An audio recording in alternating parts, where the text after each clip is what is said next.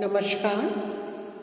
संविधानों के अध्ययन की श्रृंखला में अब हम चीन के संविधान में साम्यवादी दल की स्थिति और उसकी भूमिका का अध्ययन करेंगे।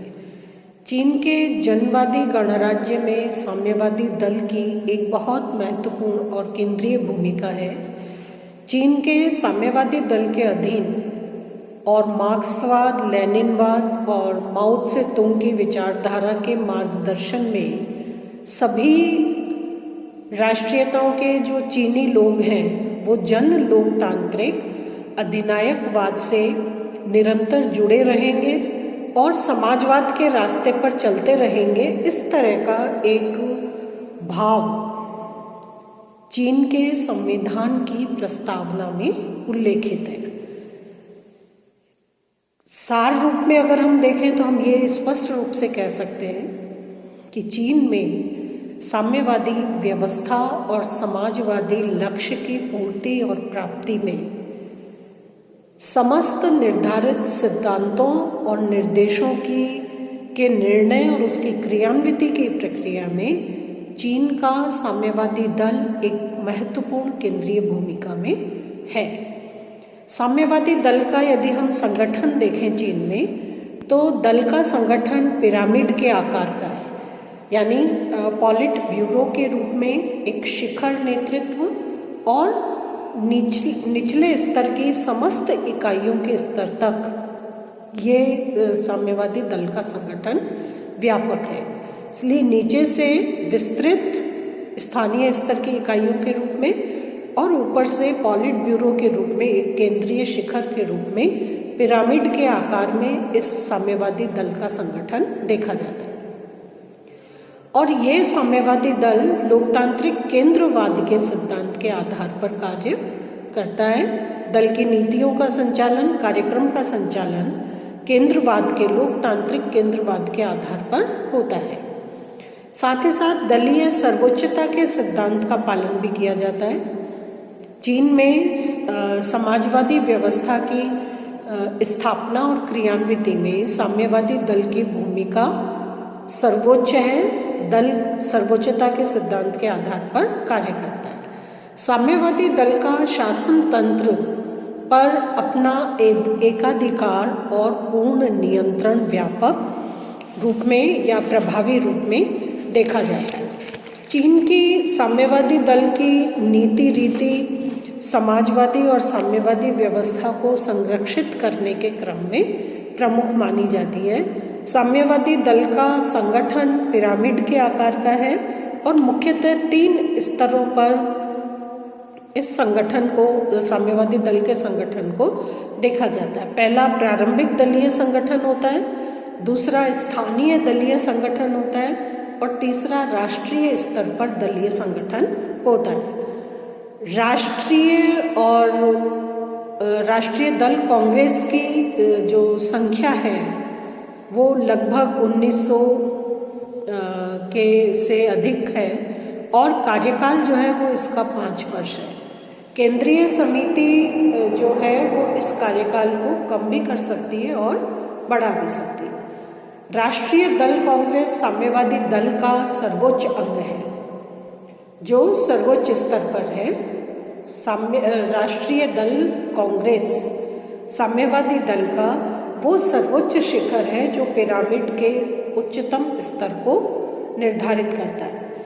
दल की जो इसके कार्य हैं राष्ट्रीय दल कांग्रेस के, जिसमें दल की सामान्य नीति और निर्णय को संशोधित करना, आवश्यक होने पर पहले निर्णय लेना, आवश्यक होने पर उन्हें संशोधित करना, दल की जो सामान्य नीति और कार्यक्रम है इसके बारे में अंतिम निर्णय इसी कांग्रेस का, राष्ट्रीय दल कांग्रेस का होता है।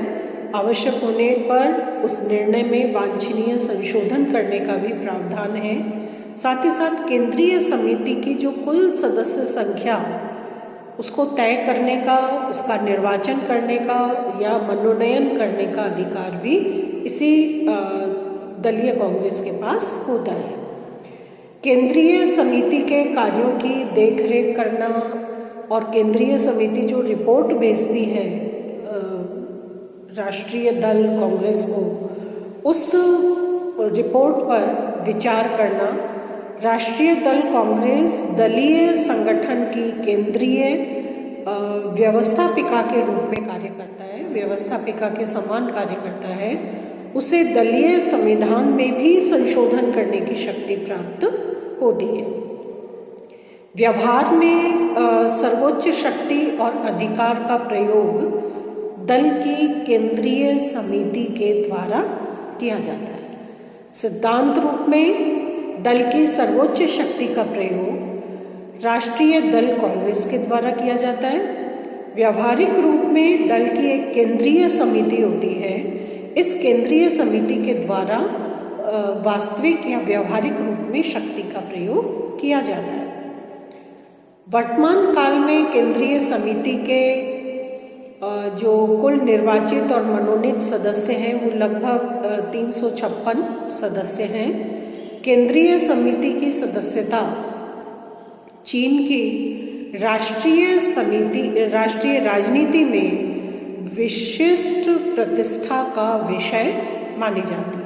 यानी चीन में जिन नागरिकों को केंद्रीय साम्यवादी दल की केंद्रीय समिति की सदस्यता दी जाती है, तो ये सामाजिक और राजनीतिक नज़रिए से बहुत प्रतिष्ठा और सम्मान का सूचक होता है।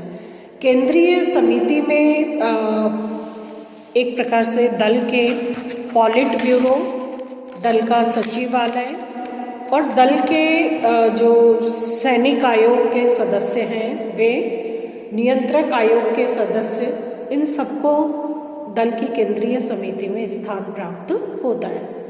इनमें से ही अनेक सदस्य जो हैं वो चीनी शासन के उच्च पदों पर स्थान भी प्राप्त करते हैं। केंद्रीय समिति के अधिवेशन साम्यवादी दल के पॉलिट ब्यूरो सर्वोच्च शिखर के द्वारा आमंत्रित होते हैं। केंद्रीय समिति, साम्यवादी दल की केंद्रीय समिति के यदि हम कार्य देखें तो ये राष्ट्रीय दल कांग्रेस के सदस्यों की संख्या का निर्धारण करती है। ये राष्ट्रीय दल कांग्रेस की बैठकों को आमंत्रित करती है। दल की नीतियों और निर्णयों के बारे में जो निर्णय है या अंतिम स्तर पर जो उसका निर्णायक स्तर है वो केंद्रीय समिति के द्वारा निर्धारित किया जाता है और उसके पश्चात लिए गए निर्णयों को लागू करवाने का कार्य केंद्रीय समिति ये के द्वारा होता है। ये राष्ट्रीय दल कांग्रेस की जो केंद्रीय समिति होने के नाते दल के कार्यों का समस्त निर्देशन और नियंत्रण इस केंद्रीय समिति के द्वारा किया जाता है। साम्यवादी दल का सर्वोच्च शिखर है राष्ट्रीय दल की कांग्रेस और राष्ट्रीय दल की कांग्रेस की एक बहुत महत्वपूर्ण इकाई है स्थायी समिति। कांग्रेस की केंद्रीय समिति के रूप में ये कांग्रेस की स्थायी समिति कार्य करती है। तो इसलिए दल के कार्यों का नियंत्रण और समस्त निर्देशन इसी इकाई के द्वारा किया जाता है। केंद्रीय समिति दल के बाहर की संस्थाओं के प्रसंग में या अवसर पर प्रतिनिधित्व का कार्य जो है वो भी इस केंद्रीय समिति के द्वारा ही किया जाता है। पॉलिट ब्यूरो, सचिवालय, दल के नियंत्रक आयोग, दलीय जो सैनिक आयोग है, इनके समस्त सदस्यों का निर्वाचन भी इसी स्थायी समिति के द्वारा किया जाता है और केंद्रीय समिति अपनी सहायता के लिए अनेक अन्य महत्वपूर्ण अंगों का गठन और उनके लिए सदस्यों का चुनाव करती है। जैसे दल का एक नियंत्रक आयोग होता है जिसके 21 सदस्य होते हैं, जिसका मुख्य काम होता है दल को, साम्यवादी दल को अनुशासन में रखना, उसका गठन और सदस्यों की नियुक्ति केंद्र स्थायी समिति के द्वारा की जाती है। इसी प्रकार एक और सहायक अंग है, जैसे दलीय सैनिक आयोग जो राष्ट्रीय सेनाओं पर साम्यवादी दल का नियंत्रण कायम करती है, तो उस नियंत्रण को बनाने के लिए प्रभावी गठन और क्रियान्वयन स्थायी समिति के माध्यम से होता है। इसी प्रकार दल का सचिवालय होता है। इस दल के सचिवालय का काम होता है दल के जो निर्णय हैं, दल के जो कार्यक्रम हैं, उन कार्यक्रमों को, निर्णयों को लागू करना या क्रियान्वित करना। तो इनके सदस्यों का चुनाव और गठन और संचालन और नियंत्रण भी स्थायी समिति के द्वारा किया जाता है। इसी प्रकार दल का एक पॉलिट ब्यूरो होता है। पॉलिट ब्यूरो और इसकी स्थायी समिति, जिसमें पॉलिट ब्यूरो के लगभग 23 सदस्य और स्थायी जो 9 सदस्य हैं, वो दल की नीति का निर्माण करने वाली इकाई के रूप में ये सर्वोच्च संस्था होती है पॉलिट ब्यूरो।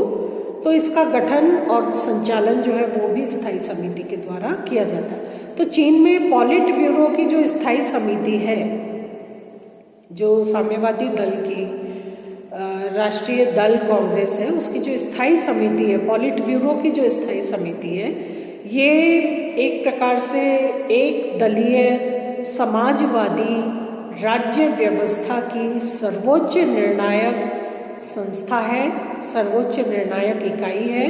और जब राष्ट्रीय जन कांग्रेस पॉलिट ब्यूरो के निर्णयों का अनुसरण करती है, तो वास्तव में पॉलिट ब्यूरो की स्थायी समिति के ही आदेशों का पालन और अनुकरण उनके द्वारा किया जाता है, क्योंकि पॉलिट ब्यूरो की स्थायी समिति ही मुख्यतः केंद्रीय और महत्वपूर्ण और वास्तविक इकाई के रूप में, निर्णायक इकाई के रूप में समस्त नीतियों का, समस्त कार्यों की रूपरेखा तैयार करना और उन निर्णयों को व्यवहारिक बनाने के लिए एक प्रभावी कहना चाहिए सत्ता का प्रभाव या सत्ता का आधार तैयार करना, इस पॉलिट ब्यूरो की स्थायी समिति का कार्य होता है। इसलिए पॉलिट ब्यूरो की स्थायी समिति को चीन की संपूर्ण राज्य व्यवस्था का, राजनीति का एक प्रकार से नियंत्रक चक्र माना जाता है। साम्यवादी दल के पॉलिट ब्यूरो या शिखर स्तर पर कायम जो स्तर है, इस स्तर की जो एक स्थायी समिति है, इस जिसे हम पॉलिट ब्यूरो की स्थायी समिति कह रहे हैं, इस स्थायी समिति की भूमिका चीन के संपूर्ण राज्य व्यवस्था में मुख्य नियंत्रक चक्र के रूप में निर्धारित है। साम्यवादी दल के जो अन्य सहायक संगठन हैं, जैसे युवा साम्यवादी लीग, लाल रक्षक, किशोर लाल रक्षक या युवा के रूप में, इसी प्रकार चीनी मजदूर संघ है, चीनी सहकारी संगठन है, जनवादी महिला संगठन है, जनवादी साहित्यिक और कला मंडल आदि हैं। ये एक प्रकार से चीन की समस्त राज्य व्यवस्था में व्यापक रूप से विविध क्षेत्रों में आयु के आधार पर, लिंग के आधार पर, क्षेत्र के आधार पर, कार्य प्रवृत्ति के आधार पर और अन्य जितने भी संभव आधार हैं, उन सभी आधारों पर अपनी पृथक और एक प्रकार से सहायक इकाइयों का निर्माण करके साम्यवादी दल जो है वो एक महत्वपूर्ण भूमिका, केंद्रीय भूमिका चीन की समस्त प्रशासनिक, राजनैतिक और अन्य स्तरों पर कायम करता है। साम्यवादी दल की ये महत्वपूर्ण भूमिका जो है वो चीन में साम्यवादी दल के प्रभुत्व और उसके सर्वे सर्वा होने का एक बहुत मजबूत आधार तैयार करती है। चीन की साम्यवादी और समाजवादी व्यवस्था के अंतर्गत साम्यवादी दल की केंद्रीय भूमिका एक प्रकार से सर्वसत्तावादी नीति और सर्वसत्तावादी आधार पर कायम की गई है। व्यवहारिक रूप में इस सर्वसत्तावादी आधार की क्रियान्विति के लिए साम्यवादी दल की जो स्थायी समिति होती है वो व्यवहारिक और वास्तविक रूप में दल के रीति नीति को निर्देशन के रूप में, निर्णय के रूप में और व्यवहारिक तौर पर लागू करने का प्रयत्न करती है। साम्यवादी दल की सदस्यता और उसकी भर्ती के लिए अगर हम देखें तो सदस्यों की भर्ती के लिए चीनी नागरिकों को 18 वर्ष की उम्र प्राप्त कृषक वर्ग और या कृषक वर्ग के जो मित्र हैं उन वर्गों की सदस्यता होनी चाहिए। दलीय नीति और दल के अनुशासन में उनका विश्वास होना चाहिए। सदस्यता प्राप्ति की जो प्रक्रिया है वो बहुत लंबी और बहुत जटिल है, क्योंकि हर स्तर पर साम्यवादी निष्ठा को जांचने के लिए अनेक प्रकार के चरण और परीक्षण की व्यवस्था की गई है। सदस्यों का जो उत्तरदायित्व है उसमें मार्क्सवाद, लेनिनवाद और जो माओवाद है इसके प्रति विश्वास होना चाहिए। दल और जनता का हित सर्वोपरि है, इस तरह का एक विश्वास नागरिकों में होना चाहिए। दलीय निर्णय लागू करना और दल द्वारा सौंपे गए प्रत्येक कार्य को स्वीकार करने के लिए सदस्य जो है वो सदैव तत्पर होने चाहिए। चीन में जिस भी प्रकार का कानून निर्धारित होता है उस निर्धारित कानून की पालना सुनिश्चित करनी चाहिए और जो गुटबंदी है उसका सदस्य पूरी तरह से विरोध करें, दलीय अनुशासन का पालन करें, दल के निर्देशों की अक्षरशः पालना सुनिश्चित करें। आवश्यक होने पर अपने आचरण में सुधार करना और आलोचना और आत्म अवलोकन का सुधारवादी नजरिया जो है वो सदस्य अपनाएं।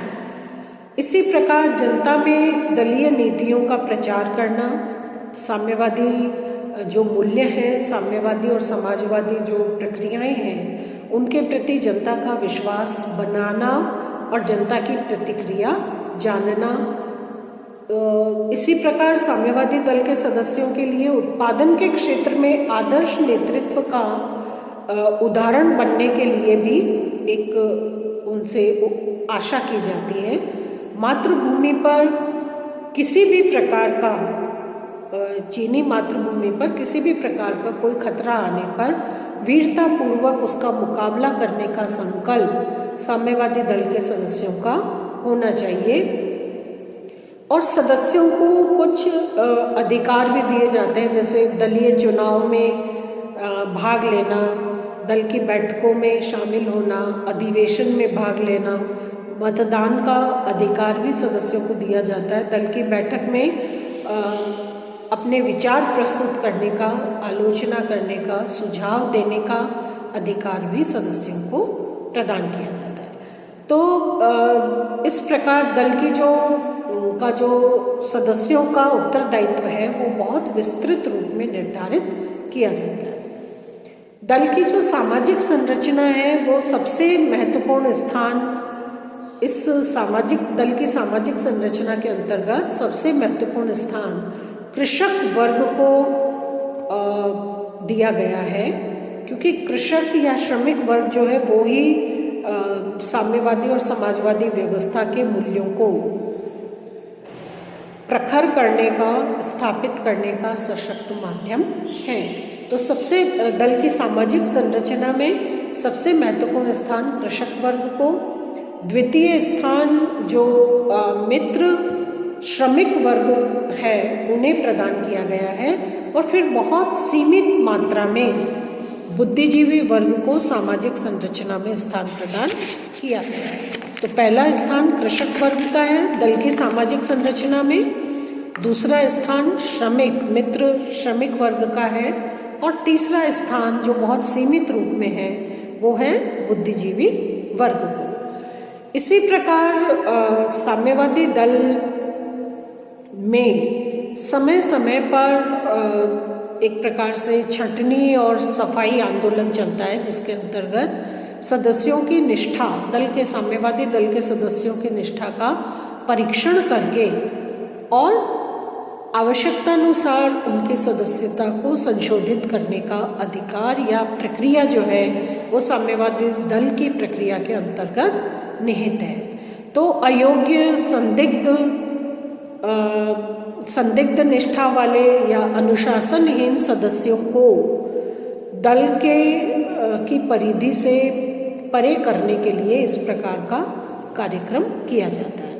तो हम एक महत्वपूर्ण आधार पर ये बिल्कुल सुनिश्चित कर सकते हैं, समझ सकते हैं कि चीन में साम्यवादी दल का संगठन बहुत कठोर अनुशासन के रूप में एक सशक्त परीक्षण विधि के रूप में निर्धारित किया गया है।